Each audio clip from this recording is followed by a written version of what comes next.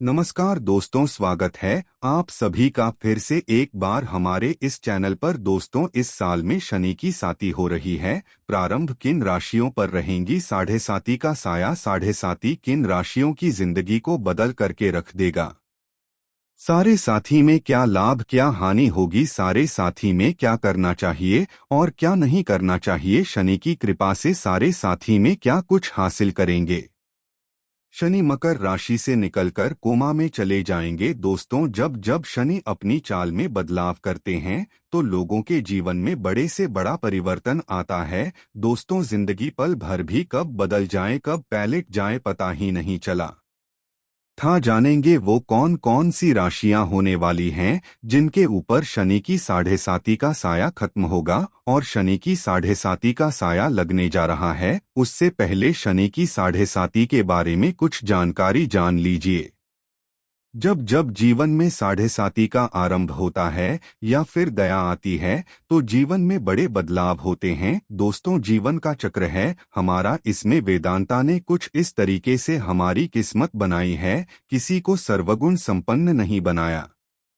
दुनिया में ऐसा कोई व्यक्ति नहीं है जो कहते हैं कि मेरे अंदर सब खुशियां हैं, या फिर मैं सर्वे संपूर्ण व्यक्ति हूं, या फिर मेरी को जीवन में सभी चीजें मिली हैं, या फिर मैंने जीवन में सब कुछ प्राप्त कर लिया है। ऐसा कोई भी व्यक्ति आपको इस दुनिया में नहीं मिलेगा। या फिर ऐसा कोई कह दे कि मैं कभी बीमार नहीं हुआ, यानी कि कहीं न कहीं ईश्वर में एक दूसरे में कुछ न कुछ कमियां रखी है, और वो इसलिए रखी है कि आप इंसान हैं। और कभी भी घमंड न करें, क्योंकि आप जिस दिन घमंड करेंगे कि मैं ही सबसे बेहतर हूँ, मेरे ऊपर कोई नहीं है, मुझे दुनिया में कोई नहीं हरा सकता, या फिर मैं सबसे ऊपर रहूंगा, मेरी से ऊपर कोई आ नहीं सकता, फिर मेरा ही रुतबा रहेगा। अगर आप ऐसा सोचते हैं तो यहाँ से के पतन का समय शुरू हो जाता है। और दोस्तों, शनिदेव के बारे में कहा जाता है कि शनिदेव ऐसे में लोगों को सबक सिखाने के लिए साती ढैया और महादशा के रूप में आते हैं। अगर आप हमेशा दूसरे व्यक्ति को नीचा दिखाने का प्रयास करते हैं तो ऐसे आपको सावधान हो जाना चाहिए, क्योंकि शनिदेव की साढ़े साती आपको मनुष्य का वास्तविक कर्तव्य बता देगा।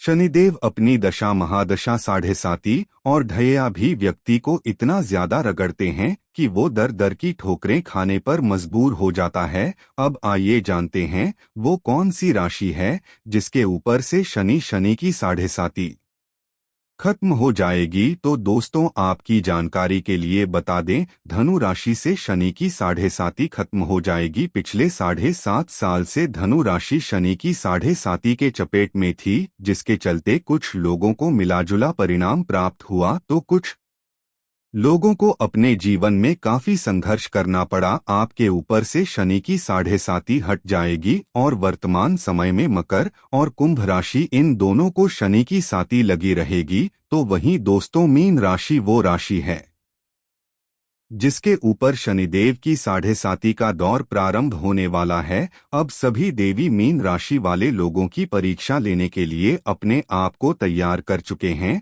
अब आपके जीवन में शनिदेव का प्रवेश होने वाला है। अब आपको अपने जीवन का असली तेज मालूम होगा। विपरीत परिस्थिति में आप कितना बेहतर प्रदर्शन करते हैं, या फिर आप अपने आप को किस प्रकार से संभालते हैं, आप किस प्रकार से अपने जीवन में ईमानदारी के साथ सच्चाई के साथ खड़े रहे हैं, ये अब आपको शनिदेव की साढ़े साती में पता चल जाएगा। अगर आप पूरी ईमानदारी के साथ अपने कार्य पर अडिग होकर के चलते हैं तो शनिदेव की साढ़े साती का प्रभाव आपको उतना नुकसान नहीं पहुंचाएगा। शनिदेव आपकी कितनी पर शिक्षा क्यों ना लें, आपको घबराने की जरूरत नहीं है।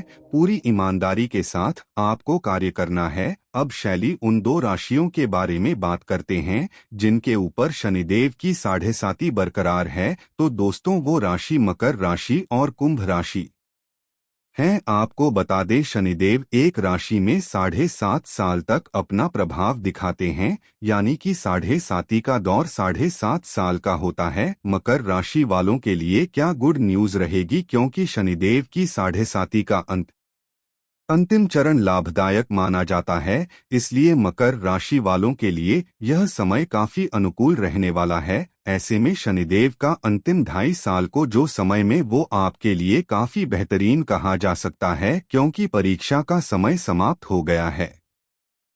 अगर आप भी पिछले 5 सालों में पूरी ईमानदारी के साथ कुछ अच्छा किया है, तो निश्चित रूप से 2.5 सालों में आपका जीवन बदल जाएगा। वहीं अगर कुंभ राशि वालों के बारे में बात की जाए, तो कुंभ राशि वाले जातकों के जीवन में शनिदेव की 7.5 का दूसरा चरण का प्रभाव शुरू होगा, तो ऐसे में शनिदेव की परीक्षा अब भी आपके जीवन में जारी रहेगी। शनिदेव के प्रभाव से वैसे तो आपको अपने जीवन में काफी लाभ नहीं मिलने वाला है, क्योंकि शनिदेव आपकी लग्न में गोचर करेंगे।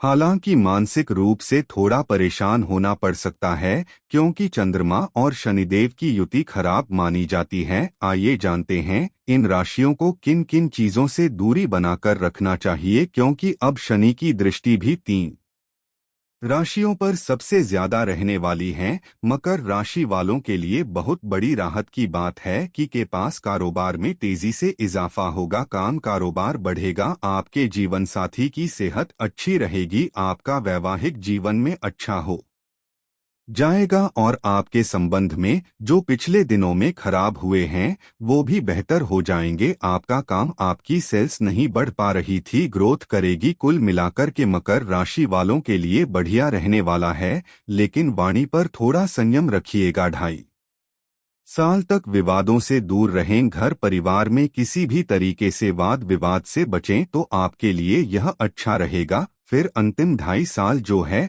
आपको नुकसान नहीं होगा, लेकिन शायद श्रेणी अंतिम 2.5 साल में धन लाभ पिछले 5 साल के मुकाबले ज्यादा देंगे, ये उनके लिए सबसे ज्यादा प्लस पॉइंट है। अब बात करते हैं कुंभ राशि वालों के बारे में। कुंभ राशि वालों के श्रेणी अभी तक 12वीं भाग में चल रहे थे, जिसके कारण उनके खर्चों में अनायास वृद्धि हो रही थी। परेशानियां, बीमारी से परेशान हैं, रोग से परेशान हैं, शत्रु बाधा बहुत ज्यादा थी, तो इसमें अब थोड़ी बहुत राहत मिलेगी।